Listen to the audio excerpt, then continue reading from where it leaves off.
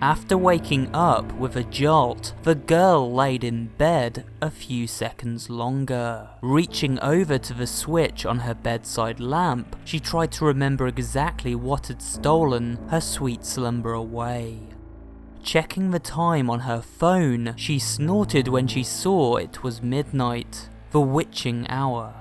Knowing that sleep would only evade her, she left her bedroom for the kitchen, a good cup of coffee on her mind.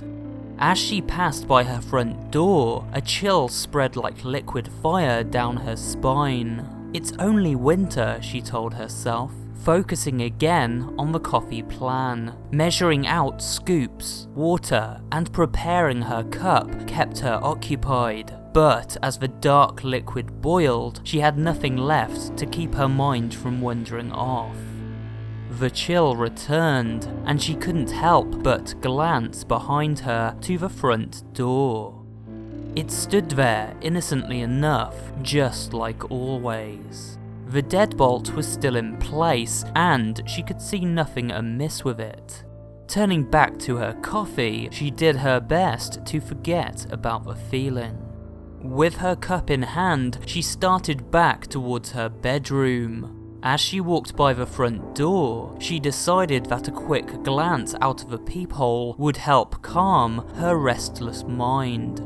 The chill worsened with each step she took towards the door and further away from the safety and warmth of her blankets. She pressed her empty head against the cold metal door and took a deep breath before leading her eye to the peephole. At first, she could only see an inky blackness, which somehow seemed to swirl in itself. When she blinked in surprise, the void melted away. She wished it hadn't. In its place, there stood what she could only guess was once a man. The limbs were long and inhumanly awkward, with bulky joints branching off into several arms, not unlike the branches of a tree. The creature was draped in a black suit, somehow making the thing even more nightmarish to her. The icing on the proverbial cake, however, was what passed as the hellish thing's face. It was as though her mind blurred the ghastly visage to spare itself from further shock and horror. She shoved herself away from the door with her hand still pressed against it. The scalding mug of coffee fell, the liquid burning her bare legs as she fell backwards and tried to crawl away from the door. She knew somehow that her mind had not been playing tricks on her.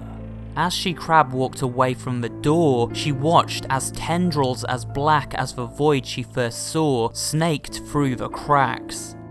The girl was trapped between the instinct to flee and the gut feeling to not turn her back on the door. When the door jolted, the urge to flee overcame her, and she slipped on the burning liquid as she tried to make it back to her room. She knew deep down that she was trapping herself in a corner, but she had to get away from the door. The girl was halfway down the hallway when she heard the previously locked door creak open. She screamed and slipped into a wall, cracking her chin on it and stunning her. After that, there was only blackness. "Nicole." A warm male voice snapped the woman out of her trance. As she turned around, she was met by one of her sister's doctors. She nodded, not sure if she should say anything or even if she could find her voice if she did have something to say. That morning, she had gotten an urgent phone call from the hospital saying that her sister Lindsay was there. Before they had even let her see her, the doctors had pulled her off to the side and insisted that they talk to her about what might have happened. Phrases like self-inflicted and assault had been thrown around, and Nicole felt her mind reel. She still hadn't fully understood what they had been saying until she saw Lindsay with her own eyes. Her little sister had a bandage wrapped around her head, covering both of her ears as well as her eyes. They said it was to keep her now deadened eyes from drying out and to keep infection out of a wound Lindsay had made to her ears. The doctor had guessed that either she or someone else had jammed a pencil into them to keep her off balance or to deafen herself against something.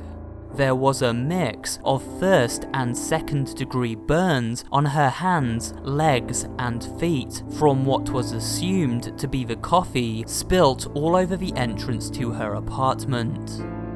As Nicole walked into her sister's hospital room for the first time, she thought she spotted the silhouette of a man in the window.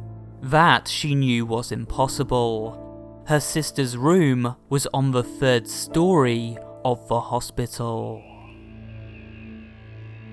And that was a reading, guys, of a creepypasta simply known as Slender-Man. I quite enjoyed this one. It was short and to the point. Basically, a girl encounters Slender-Man. She goes to visit her sister in the hospital, who seems to have wounded herself due to the incident, and of course then spots someone in the window who we take it is Slender-Man, because obviously the hospital is 3 stories up, or at least the room where her sister is being held is 3 stories up, so there should be no way a normal person could be stood there, unless of course, you know, someone was simply cleaning the windows. Maybe that's the twist that they left out this story, but I'm assuming it's meant to be Slender-Man. It wasn't an amazing creepypasta, but I certainly enjoyed it, and I hope you guys enjoyed my reading of it. As always, guys, if you did enjoy this video, remember to give it a like, leave me a little comment down below, and remember to subscribe to the channel for more horror videos and of course more creepypasta readings, and I will see you guys on the next video.